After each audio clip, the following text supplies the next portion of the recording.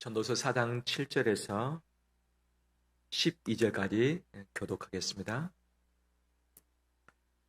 내가 또 다시 해 아래에서 헛된 것을 보았도다.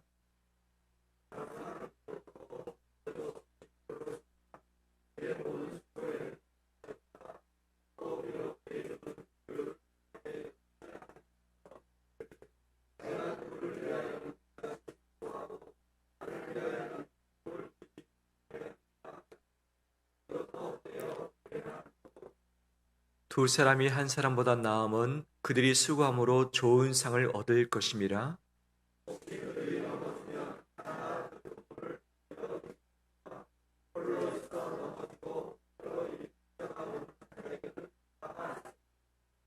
또 두 사람이 함께 누우면 따뜻하거니와 한 사람이면 어찌 따뜻하랴.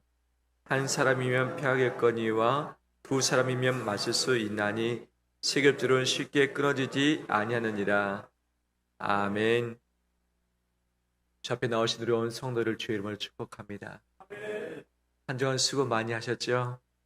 네, 우리 옆에 분들 한 주간 수고하셨습니다. 한번 고백해 볼까요?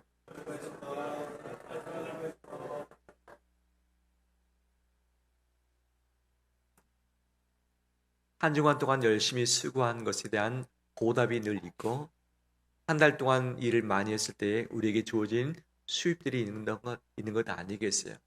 그런데 한 달 동안 고생해서 애를 썼지만 내게 주어진 것이 없거나 또는 마이너스가 되어버리면 얼마나 속상하겠습니까?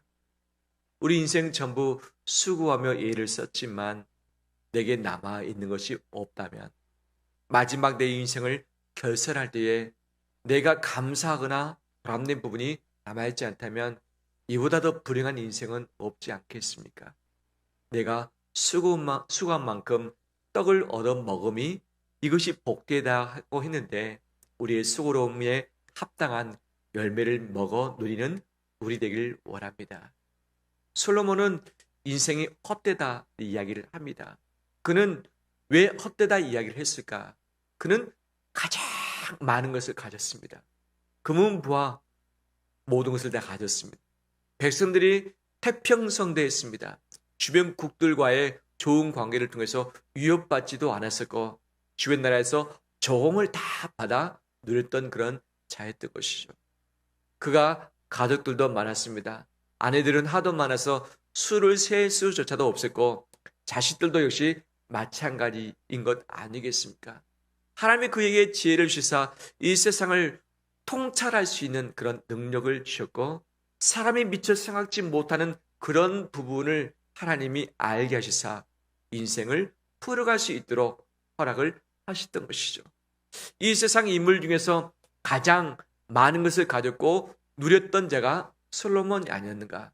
그가 왕이 된 지 40년 동안 왕위에 있었고 해보고 싶은 것을 다 누렸고 보고 싶은 것, 먹고 싶은 것, 갖고 싶은 것을 다 가졌던 그런 자였던 것이죠. 그런데 그가 전도서에 헛되다 단어를 22번을 쓰고 있습니다. 22번. 결코 작지 않는 것이죠. 이것은 솔로몬이 인생이 헛되다라고 하는 것을 실제 경험을 했기 때문에 그의 고백을 쓴 것 아니겠습니까? 인생 살아봤더니 헛될 위험이 있다. 나도 헛된 구석들이 있었다. 나는 그랬지만 너희는 헛되지 않았으면 좋겠다라고 하는 것을 이 전도서 말씀 그리고 잠언 말씀에서 기록을 했던 것이죠. 이 전도서 전체에 보면 헛되지 않은 인생을 위해서 우리가 무엇을 할 것인가를 세 가지 주제로 이야기를 합니다. 사람이 헛되지 않기 위해서는 때를 잘 붙들어야 된다. 인생은 타이밍이다. 타이밍 놓치면 행복 누릴 수 없다. 타이밍을 잘 붙들어라. 그런데 사람들이 그 모든 타이밍을 다 가질 수 있겠는가? 가질 수 없다. 가지지 못할 상황에서는 영원을 사모하는 마음 가지면 우리 인생 기회를 우리가 극복할 수 있다고 이야기를 하고 있습니다. 내 인생의 기회를 놓친 적이 있어요, 없어요? 성공할 수 있는 기회, 사랑할 수 있는 기회, 옛날 그 남자, 그 여자, 웃으면 안 되는데요. 네. 생각납니까? 예, 이제 보니까 70%가 웃고 계세요. 지금 살고 있는 또는 살았던 자와 아닌 또 다른 누군가가 마음속에 남아 있어요, 없어요? 있을 수 있죠. 내가 좀 더 잘 살 수 있었을 텐데 지금이 아니라 그 사람과 살았으면 좀 더 행복할 수 있었을 텐데 왜 내가 그 타이밍을 놓쳤는가? 내게 만약에 다시 기회가 주어진다면 그 타이밍을 놓치지 않았으면 좋겠다고 하는 것이 있어요, 없어요? 있지요. 직장에 있어서도 내 인생에 이 투자에 있어서도 타이밍이 중요한 거다. 내가 이때만 했으면 내가 대박을 날 수 있을 텐데 내가 기회를 놓쳤다. 다음에 또 기회가 주어진다면 내가 해볼 수 있겠는데 한번 가버린 기회는 오지 않는 것 아니겠어요. 인생은 타이밍이다. 하지만 이것을 놓쳤다 할지라도 솔로몬은 말합니다. 영원을 사모하는 마음, 이 영원한 이 시간을 붙들고 바라볼 때에 내가 놓친 그 시간을 커버할 수 있다고 하는 것이 솔로몬의 지혜인 것이죠. 두 번째를 패스하고 세 번째, 무엇이 헛되지 않는 인생인가? 즉, 무엇을 두려워하며 살 것인가? 내가 사람을 두려워할 것인가? 나의 잃어버릴 것에 대한 두려움인가? 내 미래에 대한 두려움인가? 내 건강에 대한 두려움인가? 국가와 민족에 대한 두려움인가? 이 모든 두려움은 늘 있는 것이다. 하지만 두려움의 대상이 되는 하나님을 두려워하고 그분을 경외하는 것, 이것만큼 한다면 헛되지 않는 인생이 될 수 있다. 하지만 하나님 외에 다른 것을 두려워하기 시작할 때 헛된 인생이 될 수밖에 없다는 것이죠. 돈을 두려워하고 사람을 두려워하고 내 건강을 두려워하고 내 인생을, 내 미래를 두려워할 때에 잃을 것에 대한 두려움이 생길 때에 우리는 참된 인생을 살 수 없다는 것을 세 번째 말하죠. 그럼 두 번째는 무엇인가? 두 번째는 무엇인가? 헛된 인생은 수고를 많이 했는데 이 수고에 대한 보상이 없을 때 그 사람은 헛된 인생이다. 특히나 수고했는데 애를 썼는데 함께 나눌 수 있는, 함께 할 수 있는 사람이 없다는 그 자체가 어려움이다라고 이야기를 하죠. 몇 년 전 통계에 보면 우리나라 고독사 인구가 나와 있습니다. 최근에 발표가 안 됐어요. 몇 명인가? 3,488명. 한 해 동안 혼자 있다가 돌아가신 분들이 많다는 거죠. 그러면 어떤 나이대가 그런가? 보통 생각하기를 70대, 80대, 90대 됐을 때 고독수가 많을 것이다라고 생각하지만 그렇지 않더라고요. 50대 남성이 고독수가 가장 많았다. 50대 남성 한번 들어오십시오. 조심하셔야 됩니다. 네. 희한하게 50대 남성이 고독수가 많다. 그래서 내 자신이 혹시 그 나이대가 된다면 조심해야 될 필요성이 있다고 하는 거죠. 50대 뿐이겠습니까? 혼자 있어서 있다가 죽은지도 모르게 세상을 떠나버리는 경우들이 있다고 하는 거죠. 가족이 함께 있을 때 세상을 떠나는 것은 참으로 행복한 일이다 라고 할 수 있는 것이. 그런데 이 시대가 이것을 허락합니까? 아니죠. 이 속도가 상당히 빨라지고 있고 일본은 우리보다 훨씬 더 많은 사람이 고독사를 겪고 있다고 이야기를 하고 있습니다. 혼자 되면서 가장 중요한 죽음의 순간에도 혼자 감내를 해야 되는 것이 이 시대의 우리의 모습들인 것이죠. 죽음 문제뿐이겠습니까?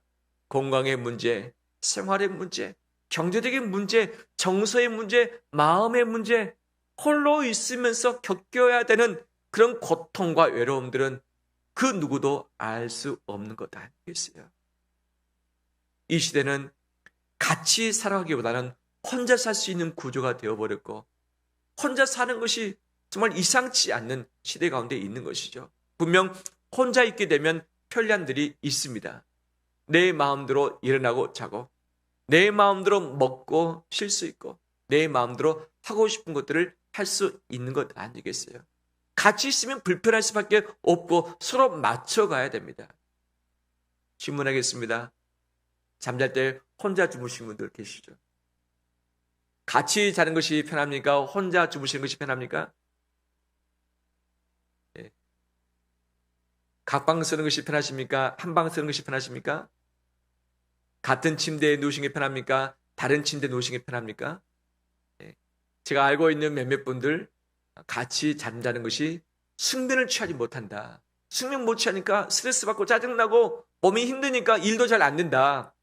그래서 내 건강을 위해서 그냥 따로 잔다. 이것이 내 마음과 몸에 좀 편하다라고 하는 말을 들은 적도 있습니다. 맞습니까?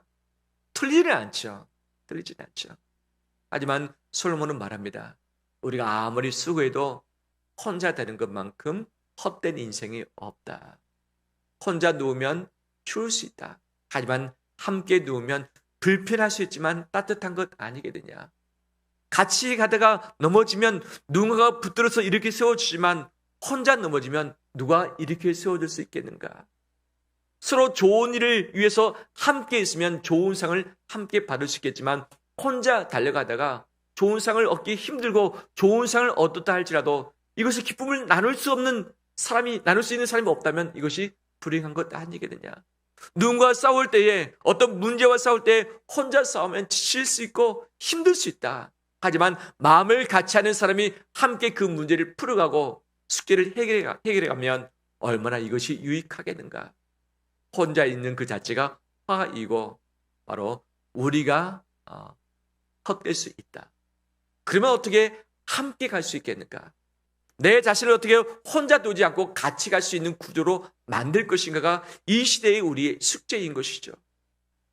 어떤 이유에서든 간에 우리는 혼자 지낼 수밖에 없을 때가 분명 있습니다. 그럼에도 불구하고 가급적이면 나를 혼자 두는 시간을 줄여나가는 것이 우리가 애써야 될 부분 아니겠습니까? 이것이 하나님이 우리에게 원하시는 목적이고 하나님의 공동체가 하나님의 영광이라는 것을 분명히 말씀을 해주고 있습니다. 내 자신을 혼자 두지 않길 원합니다. 내 옆에 있는 분을 혼자 두지 않도록 함께 애를 쓰며 나가는 우리 되길 원합니다. 나는 가족적으로 나는 이미 인생이 혼자 갈 수밖에 없는 삶이야라고 할 수 있겠지만 바로 우리는 이 교회 내의 공동체 가족을 하나님은 허락하셨고 이 사회 공동체의 일원으로 우리를 불러주셨습니다. 그래서 내 가족뿐 아니라 교회 성도를 향해서 우리 사회 직장을 통해서 나를 혼자 두지 않고 함께 갈 수 있는 이런 구조 공동체를 만들어가는 우리 되길 주의 이름으로 축원합니다. 전도서 전반을 보면 어떻게 하면 함께 갈 수 있겠는가? 어떻게 하면 혼자 되지 않는 인생을 만들 수 있겠는가? 바로 세 단어를 찾아보려면 이렇습니다. 첫 번째는 함께라는 단어, 두 번째는 포기라는 단어, 세 번째는 애씀이라고 하는 단어인 것이죠. 함께라는 단어를 붙들어라. 그래야만 헛되지 않는 인생을 살 수 있다. 그런데 함께라는 단어는 분명 불편함을 자초할 수밖에 없는 것이죠. 왜? 뜻이 같고 한 마음이면 함께 있는 것이 좋습니다. 하지만 뜻이 같지 않을 때는, 마음이 다를 때는 함께 있는 자체가 힘든 것 아니겠어요? 이스라엘 백성들이 광야에 왔을 때 서로 많이 다투었습니다. 서로 맞지 않습니다. 빨리 가고 싶은 사람, 늦게 가고 싶은 사람, 많이 먹고 싶은 사람, 적게 먹고 싶은 사람, 더 누리길 원하는 사람, 더 쉬기 원하는 사람, 서로 다 달랐다는 것이죠. 그런데 하나님께서 이 200에서 300만 명 되는 사람을 똘똘 뭉쳐서 하나 되게 하신 비법이 있었어요. 무엇인가? 이스라엘 백성을 어디에 두셨습니까? 광야에 두셨어요. 광야에. 그리고 하나님께서 그들을 인도해 가셨는데 광야에는 햇빛을 피할 곳이 없으면 타서서 죽습니다. 이 밤중에 따뜻한 온기가 없으면 그들이 동사당할 수밖에 없는 것이죠. 하나님은 불기둥과 구름기둥으로 그들을 인도하셨습니다. 근데 싸우다 보면 같이 가고 싶어요? 안 가고 싶어요? 같이 가고 싶지 않을 때가 있어요. 싸우면 얼굴 보기 싫습니다. 나는 저 뒤에 가고 싶기도 하고 또는 먼저 가고 싶기도 한 것 아니겠어요? 근데 이 구름을 벗어나면 어디입니까? 광야의 태양빛입니다. 광야의 추위입니다. 절대 살기 위해서는 이 구름기둥과 불기둥을 벗어날 수 없는 거예요. 벗어날 수 없는 거예요. 어떻게 합니까? 그 안에 머물러야 되는 것이죠. 그 안에 머물면서 어떻게 합니까? 내가 떠날 수 없기 때문에 마지막 결국은 서로 부딪히고 치고받고 싸우면서 서로 성숙해지면서 서로 동행하며 함께할 수 있는 바로 기회를 잡게 되어지는 것이죠. 함께는 불편할 수 있지만 함께는 상처될 수 있지만 이 고비를 넘어설 때에 하나님이 주시는 위로가 있고 사랑이 그 안에 있는 줄 믿습니다. 주님은 우리와 지금도 함께 계신 줄 믿습니다. 그분이 우리와 함께 있을 처지인가? 그분은 거룩하시고 우리는 거룩하지 못합니다. 그분은 하늘에 계셨고 우리는 이 땅에 있습니다. 그분은 영원한 시간을 살고 계시고 우리는 유한한 시간을 살고 있습니다. 그분은 무소부재의 하나님이시지만 우리는 공간과 장소에 한정된 유한한 존재인 것이죠. 생각이 다릅니다. 가치관이 다릅니다. 포부가 다릅니다. 비전이 다릅니다. 다른 것이 너무나도 커서 도저히 함께할 수 없는 그분 아니겠습니까? 그런데 그분이 나와 함께하고 계십니다. 누가 맞춰준 겁니까? 주님이 맞춰주신 거죠. 높이 계신 분이 낮아지셨고 영원의 시간을 사신 분이 유한한 시간 안에 들어오셨고 온 세계 가운데 무소부재하시며 세상을 창조하신 그 광대하신 하나님께서 어디 계십니까? 작디 작은 내 안에, 옹졸한 내 안에, 이 작은 그릇 안에 그분이 계시는데 얼마나 답답하시겠어요? 얼마나. 그러다 마음이 넓냐? 마음도 좁아가지고 주님을 오해하고 주님께 원망하기도 하고 주님께 거역하기도 하고 불순종하면서 주님 앞에서 그 마음을 섭섭게 드리는 일들이 있지만 그 주님은 나와 지금도 동행하고 계십니다. 왜? 그분은 낮아지셨고 속도를 늦추셨고 작디 작은 공간 안에 머무시기로 작정하셨고 불편하고 화가 나고 치유받고 싶지만 그럼에도 불구하고 주님은 참으심으로 말미암아서 나하고 온도를 맞추셨기 때문에 가능한 것이었죠. 그분이 내 안에 계심으로 나는 주님과의 행복을 누릴 수 있고 주의 임재를 누릴 수 있고 그분의 도움을 입을 수 있게 된 존재가 되었습니다.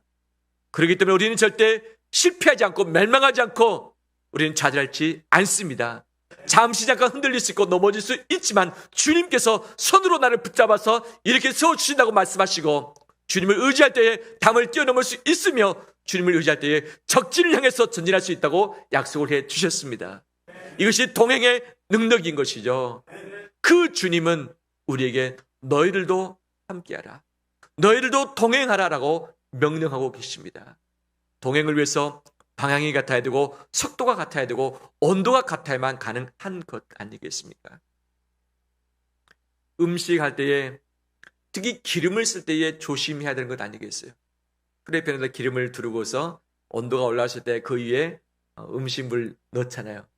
근데 넣지 말할 것들이 있죠. 그중 하나가 무엇입니까? 물이죠. 물 넣으면 어떻게 됩니까? 튀어서 화상을 입을 수밖에 없는 것 아니겠어요? 저도 간혹 이런 일이 있죠. 아는데 물기가 없다고 봤는데 보니까 물기가 있는 음식물이 부식이 들어갔을 때 확 튀어버린 것 아니겠어요? 온도차죠. 온도차. 서로 다를 때는 튀어버립니다. 서로 화상을 입을 수밖에 없는 것이죠. 서로의 온도를 맞춰주는 것이 필요한데 주님은 철저히 나의 온도에 맞추셨고 내 시간에 맞추셨고 내 공간에 맞춰주심으로 나에게 행복을 남겨주셨습니다. 나는 어떤가? 너가 나에게 맞춰 라고 하지만 주님이 나에게 맞추셨듯이 내가 너에게 맞춰줄 때에 우리는 함께 할 수 있고 동행이 가능할 줄 믿습니다. 즉 뭐냐? 내가 원하는 것, 내가 원하는 때, 내가 원하는 방식을 포기하면 가능한 것이죠. 포기. 이 포기가 내 안에 있길 간절히 원합니다. 사탄교가 있습니다. 그들의 십계명이 있어요, 없어요? 십계명이 있습니다. 십계명의 1계명이 뭔지 아세요? 사탄교. 내 마음대로 하라. 사탄교의 1계명이에요. 너 마음대로 하라. 무엇입니까? 너 남을 도와주지 말고 남에게 신경 쓰지 말고 맞춰가지 말고 같이 가지 말고 너 혼자 너 마음대로 해. 이것이 너의 세상이야. 너의 인생이야. 너 혼자 존중받아야 돼. 이것이 사탄교의 1계명. 이 1계명을 준수하는 것 동시에 하나님의 계명은 깨지고 하나님의 나라가 이 땅에 임할 수 없는 것 아니겠어요? 내 마음대로 한다는 것은 내가 원하는 것을 내가 원하는 때에 내가 원하는 방식으로 내가 고집해서 내 인생을 살아가는 것이죠. 이것을 내 가족에게 요구할 때에 가족에 불화가 생기고 공동체 요구할 때 공동체가 하나 되지 못하고 깨트려지는 것 아니겠어요? 내가 원하는 것, 내가 원하는 때, 내가 원하는 방식을 내가 내려놓고 하나님의 원하는 것을 하나님의 때에 하나님의 방식으로 맞춰가는 것이 필요하죠. 그런데 이것이 하나님의 것이라고 분명히 명시되어 있으면 함께하지만 하나님의 것이라고 명시되지 않는 영역들, 자유의지의 영역은 우리가 어떻게 할 것인가? 그것은 서로 합의에 따라서 적절한 수준을 맞추라는 것 아니겠어요? 자동차를 타고 가는 사람하고 자전거를 타고 가는 사람이 서로 함께 가야 한다면 어떻게 하면 될까요? 갈아타야죠. 근데 나는 죽어도 난 자전거를 타고 가야겠어. 그럼 어떻게 해야 됩니까? 같이 못 가는 거죠. 자동차를 타고 가는 사람이 내려서 자전거를 함께 타고 갈 수는 밖에 없는 것 아니겠어요? 속도가 빠른 사람은 속도를 늦추고, 속도가 낮은 사람은 이 자동차를 갈아탈 수 있는 그 마음이 있어야지만 같이 갈 수 있는 것 아니겠어요? 이런 말이 있지 않습니까? 빨리 가려면 혼자 가고, 멀리 가려면 어떻게 하라? 같이 가라. 빨리 가려면 혼자 가고, 멀리 가려면 같이 가라. 함께 할 때에 멀리 오랫동안 갈 수 있다는 것을 우리에게 말씀을 해주고 있는 것이죠. 내가 원하는 것을 내가 포기하고 내려놓을 때에 동행하게 될 줄 믿습니다. 이런 귀한 사랑의 공동체가 우리 가운데 있어지길 간절히 소망합니다. 이 세상은 이것을 가르치지 않죠. 남보다 더 빠르게 가라. 남보다 더 많이 가져라. 남보다 더 높아져라. 이 세 가지를 이루는 것이 성공이다. 성공에 도달했을 때 행복이 펼쳐진다라고 이야기를 합니다. 그래서 1km 빨리 달려라. 전력 질주해서 가라. 너가 1등하면 그곳에 행복이 있을 것이다. 라고 이야기를 합니다. 엄청나게 빨리 달려서 1km 지점에 1등으로 도착했어요. 그곳에 행복이 있습니까? 또 이야기합니다. 여기가 아니라 1km 더 가야 돼. 1km 가면 또 더 가야 돼. 언제까지 달려갑니까? 죽을 때까지 힘있게 달려가는 것이죠. 옆에 사람 내둬버리고 나 혼자 달려가는 거죠. 분명히 1등으로 도착하면 행복과 성공이 있을 거라고 우리에게 이야기하고 있지만 그 안에 행복과 성공이 없는 거죠. 만약 내가 1등을 했을지라도 1등 한 건 뭐 합니까? 누군가가 박수 쳐주고 축하해 줄 사람이 없는데 1등이 무슨 소용이 있겠습니까? 멸류관을 얻었는데 이 멸류관에 축하해 줄 사람이 없으면 그것이 무슨 의미가 있겠습니까? 이 세상은 더 빨리 가라. 더 많이 가져라. 남보다 더 높아지라. 서로 경쟁 가운데 있어서 비교하면서 너가 비교 우위에 있으면 너가 행복할 것이다 라고 말하지만 이것은 가짜 행복입니다. 그 안에 참된 행복은 있지 않습니다. 하나님은 더 늦게 가더라도 더 적게 가진다 할지라도 더 나아짐으로 말미암아서 함께 있는 것이 행복이다라고 말씀을 해주고 계십니다. 이것이 바로 예수 그리스도의 성육신적인 삶이고 이 시대 가운데 우리에게 동일하게 요청하고 계심을 믿습니다. 바로 나의 것을 포기하고 나의 욕심을 포기할 때에 우리가 하나의 공동체를 이룰 수 있는 것이죠. 뿐만 아니라 우리가 헛된 인생을 살지 않기 위해서 꼭 해야 될 것이 우리의 애씀인 것이죠. 애씀. 무엇을 위해서 애쓸 것인가? 나는 요즘 무엇을 위해서 애쓰고 있는가? 지금보다 더 나아지기 위해서, 내 건강을 위해서, 좀 더 나은 내 수입을 위해서, 내 지위를 위해서, 내 명예를 위해서, 내 권한이 확대되길 위해서 애쓰고 있는 것들이 분명 있는 것이죠. 분명 이것은 우리를 삶을 좀 안정적으로 보장을 해주긴 합니다. 하지만 내 혼자가 아니라 더불어 살아갈 때는 이것이 도리어 상대방에게 해가 될 수 있는 것이죠. 내가 높아지면 상대방은 낮아지게 되어지고, 내가 더 많이 갖게 되면 상대방은 그만큼 더 작아지게 되어지고, 내가 빠르게 가면 상대방은 도리어 더 늦춰질 수밖에 없는 것 아니겠어요? 나는 더 많이 가지고 더 빨라짐으로 내 숨으로 말미암아 나는 성취했다고 생각할지 모르겠지만 이것 안에 나만의 교만이 생길 수 있고 나만 누릴 수 있는 자기 중심적인 삶을 우리가 살아갈 수밖에 없는 것이죠. 내 안에 성숙함이 있기를 애쓰는 우리 되기를 원합니다. 더 잘되기보다 내가 더 인격적으로 성숙하시도록 예수 그리스도를 닮아갈 수 있도록 애써 나가는 우리 되기를 원합니다. 사람을 볼 때에 요즘 시대가 부정적인 시각을 참 많이 줍니다. 우리 대통령 잘하고 있습니까? 못하고 있습니까? 잘하고 있습니까? 못하고 있습니까? 예. 여론에 의하면 못하고 있다고 나오고 있습니다. 예, 잘하고 있다는 표는 약 30에서 40% 정도 되는 것이죠. 그런데 잘하고 있으면 다 잘하고 있는가? 못하고 있으면 다 못하고 있는가? 어떻습니까? 아니죠. 내 남편은 잘하고 있습니까? 내 아내는 잘하고 있습니까? 내 부모는, 내 자식은, 우리 교인들은 어떻습니까? 보면 100% 퍼펙트하게 다 잘하는 사람은 이 세상에 존재하지 않습니다. 다 잘하는 부분이 있는가 하면 연약한 부분도 있고 모자라는 부분이 있는 것 아니겠어요? 장점이 있는가 하면 단점이 있는 것 아니겠어요? 내가 사람을 볼 때에 그 사람의 단점을 부각해서 이것 가지고 그 사람을 판단하는 것, 이것은 부정적인 시각인데 이 시대가 그러고 있는 것이죠. 특히 한국 사회가 지금 사람에 대해서 부정적인 시각을 참 많이 줍니다.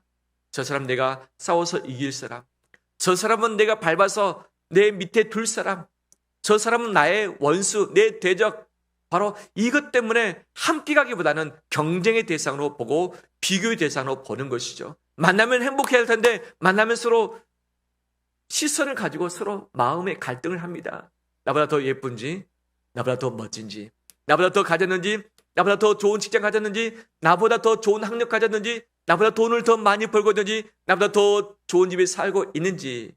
내가 비교해서 내가 위에 있으면 어깨가 뻐근해지면 어깨를 피면서 교만해지고, 상대방보다 더 적게 가는 것처럼 보여진다면 내가 움츠러들면서 우울해지는 것이 우리의 삶인 것이죠. 바로 사람을 볼 때에 하나님께서 주시는 이 하나님 형상으로서의 삶을 바라보는 우리 되길 주의 이름으로 축원합니다. 내 시각을 바꿔가는 것이 성숙의 길 아니겠습니까? 사람을 볼 때에 무엇을 가지고 볼 것인가? 그 무엇보다도 하나님의 형상인 것을, 하나님이 주신 가장 멋진 존재인 것을 기억한다면 우리는 그를 존중할 수 있고 그에게 주어진 귀한 장점들을 보고서 칭찬할 수 있는 자로 서야 될 줄 믿습니다. 상대방의 단점이 보여요, 안 보여요? 우리 옆에 분 얼굴 볼까요? 단점이 보여요, 안 보여요? 주름이 보입니까? 기미가 보입니까? 흰머리가 보입니까? 예, 단점이 보이죠. 상대방에 주어진 단점은 나의 기도의 제목이고 내가 그 사람을 섬길 이유가 되는 것이고 그 사람과 함께 해야만 되는 이유인 것이죠. 근데 이 세상은 나와 다르고 그 상대방의 단점이 보이면 내가 같이 가지 못할 사람, 내가 좋아하지 말아야 할 사람으로 치부를 해버리는 것이죠. 이것은 이 세상에 주는, 사탄이 주는 부정적인 시각 아니겠습니까? 상대방의 연약함, 단점은 내가 함께 가야 할 이유이고 내가 당신에게 봉사하며 섬길 이유가 발생을 하는 것이죠. 주님이 그 하나님 보좌 우편을 내려놓으시고 이 땅에 오신 이유가 무엇입니까? 나의 죄성, 나의 단점, 나의 문제, 나의 허물, 나의 악함, 나의 아픔, 이것들이 있기 때문에 주님이 나를 도우시러 오신 것 아니겠습니까? 서로를 볼 때 단점이 있는데 그 단점을 지적 포인트로 삼고 이 총을 겨눌 수 있는 표적으로 삼기보다는 바로 그것은 나의 기도 제목이다. 바로 이것을 위해서 하나님은 나를 그 사람 만나게 해주셨다. 바로 이것 때문에 내가 너와 함께 가야겠다. 너가 잘 되겠니까 함께 가고, 너가 건강하니까 함께 가는 것이 아니라 너가 불편하니까 함께 가지고, 너가 건강치 못하니까 함께 가지고, 너가 지금 가진 것이 적으니까 내가 함께 꼭 있어 줘야겠다. 이것이 바로 우리의 이유가 되어야 하는 것이 성경의 원리인 줄 믿습니다. 이것을 행할 때에 바로 함께 갈 수 있고 그 주님의 행복이 우리 가운데 임하게 될 줄 믿습니다. 말씀을 마무리합니다. 설교를 3분의 1만 했어요. 3분의 1만. 하지만 핵심적인 것을 다 말씀을 나누었습니다. 헛되지 않는 인생 되길 원합니다. 지금까지 우리 삶을 돌아볼 때에 후회스러운 부분이 있어요, 없어요? 있어요. 넘어진 부분 있어요. 나의 잘못된 선택으로 혼자 된 경우 있어요, 없어요? 있습니다. 외로움과 고독이 있어요, 없어요? 있죠. 이 문제를 풀어가야 되는데 어떻게 풀 것인가? 다른 체험으로, 다른 빨리감으로, 소유로 채우는 것이 아니라 함께라는 단어를 가지고 이 문제를 풀어가는 우리 되길 원합니다. 서로 기다려주고 참아주고 이해해주고 붙들어주고 예수 그리스도의 사랑을 가지고 성숙함으로 나갈 때에 한 몸된 공동체를 이루게 될 줄 믿습니다. 그런데 아무리 애를 쓰고 기도해도 해결되지 않는 부분이 있어요, 없어요? 있어요. 이 가시 같은 송곳 같은 그 부분이 있어서 가까이만 가면 내가 너무 아파요. 아파요. 또 상처받아요. 또 실망하게 되어져요. 그 고비가 있어요, 없어요? 있습니다. 그때 어떻게 해야 될 것인가? 예수 그리스도는 가장 극심한 고비 때에 십자가의 죽으심으로 화평을 이루으셨습니다. 십자가의 죽으심으로 화평을 이루어 주셨습니다. 그때 한계에 도달할 때에 도저히 내 맨정신으로 살아낼 수 없겠다, 내가 미쳐버릴 것 같다라고 할 바로 그때에 내가 예수 그리스도와 함께 십자가에 죽어질 때에 그 사람을 참아낼 수 있고 그 사람을 안아줄 수 있고 함께할 수 있게 됨을 믿습니다. 내가 살아서는 감당치 못하는 거죠. 내가 그리스도와 함께 십자가에 나의 정과 욕심을, 내 고집을 못 박을 때에 우리는 함께할 수 있고 주의 평화를 누리게 될 줄 믿습니다.